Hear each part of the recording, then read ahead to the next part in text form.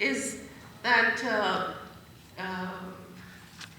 the independence was declared at 12 midnight. But why? Why could it not be done in the morning of 15th of August? Has anybody got any idea?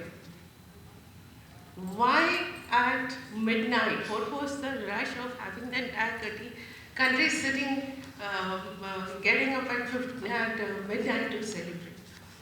One book says that we all believe a lot in our panchangs and astrology. So it was said that independence has to be before 15th. And 14th was an auspicious day. It was coming into effect from 15th. So the alternate or the solution that was found was to declare it independent at midnight. According to our Hindi calendar, the day commences from morning. पहले प्रहर से शुरू होती है. But according to English calendar, it is 12 midnight. And that is the way out found out.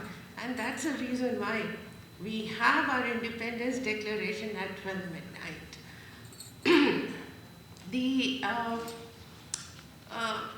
Another interesting thing is, just for our own information, the Constitution of India was written by hand. There are two documents which have been prepared, one in Hindi, one in English, calligraphically written by, in Hindi, it was written by Vasant Krishna Vaidya, and in English by Prem Bihari Narayan Raisa. These two original documents, because they are on paper, or parchment paper, have been preserved and kept in Parliament Library. They are in a case of vacuum to prevent its deterioration, and anybody can go and have a look at it. You can't touch it. The second aspect is that when it was being handwritten, there are certain chapters which have margins all around, and those margins have been prepared by the artisans from Shantiniketan. There were two of them who were called from Calcutta, Shantiniketan, who have calligraphed or drawn the margins. And that's the beauty of a constitution. Now, the original copies, the copies of original constitution are available, which can be collected from the parliament. They are being made available on sale, which can be purchased. Now, when this constitution was written, obviously we can imagine the excitement that was there. After all, not only were we excited about our independence, but also was a great day when we were giving our own document to ourselves. There were 13 committees which had been constituted from the Constituent Assembly who prepared different chapters. All of these were together submitted to Dr. B.R. Ambedkar, who was the chairperson, and he then finally came out with a draft. 3 drafts got prepared, and finally this was accepted. And I don't know if somebody can tell us why, if it was finalized on 26th of November, it was adopted with effect from 26th January 1950. Why?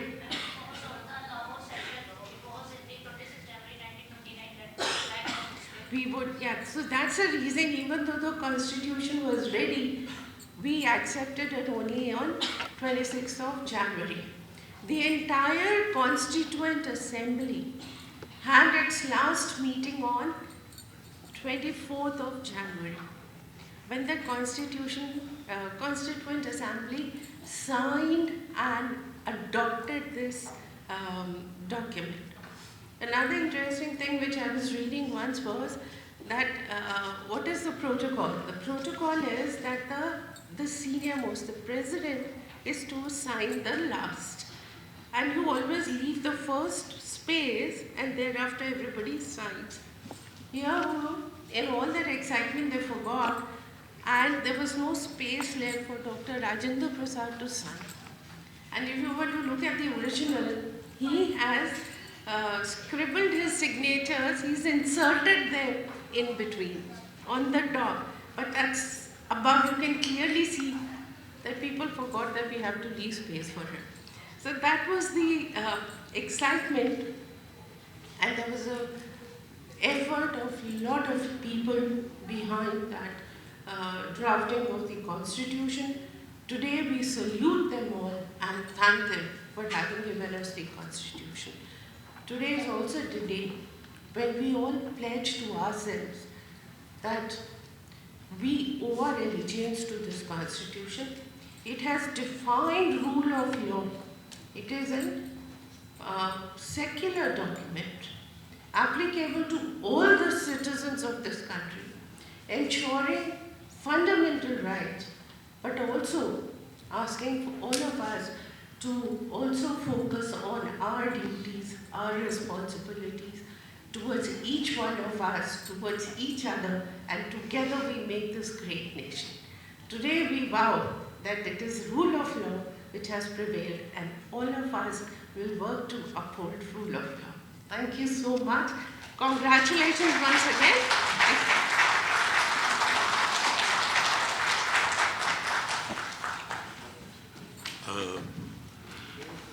I would like to say thanks and to our honorable panel, and thanks for all participating in this. The next challenge is coming. The technology is moving so fast. Law-making process, even in India, is very slow. So even in US is not able to make a complete law how to regulate the AI. Most of the country is lagging behind because it goes one point ahead when you think they can make a rules. So act is coming in many of the countries, but making a rule is becoming another challenge. It's abstract, lawyers, and for everyone. So it's a threat as well as the bone for humankind. We have a GPT, Laura, that has a moral standards. Now they remove the Laura's, some people, and created a GPT X that can make a hacking tool, robbery plan, and for any illegal purposes. So it's very difficult to manage. And another question is the privacy. That's and data protection is be a challenge now in the age of AI. We were the first one to Kavita ji that started discussion when nobody was discussing about the privacy law or data protection. So we are the first one to organize the outside the court constitution deal, then we called the law deal. After that we had a letter from Prime Minister, and after some time Prime Minister started organizing a law deal. So it is the concept and thought process to think about the future. So we have to be fast changing to expedite the process of policy making, and only the law cannot resolve all the issues because implementing is very poor in our country. So whatever the law you make is becoming more complicated because nobody or have a will to enforce it. If you cannot enforce it, delete it. That's another thing but we have not deleted archaic law, and that law even cannot be implemented.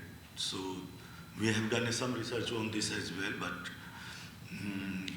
in an electronic factory you cannot keep a full of bucket of dust, but it is mandatory.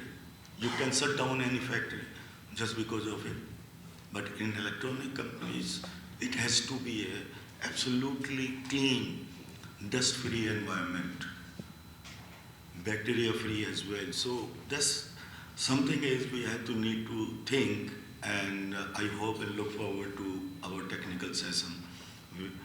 We have very reputed speakers and those who can shed a light on these topics. So to discuss during the day. And I would like to ask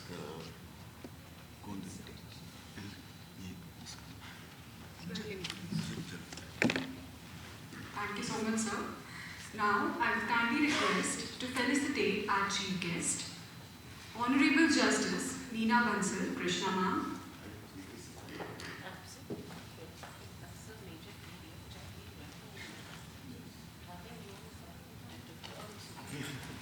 A huge round of applause, please.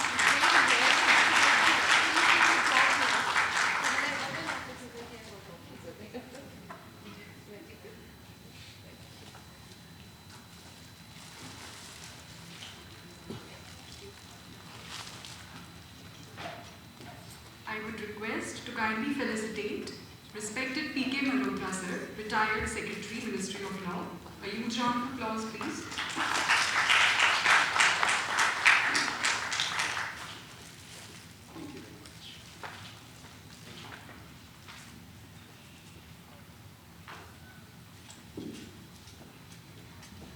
I would now request to kindly felicitate respected Anju Rati Sinha ma'am, Additional Secretary, Department of Legal Affairs.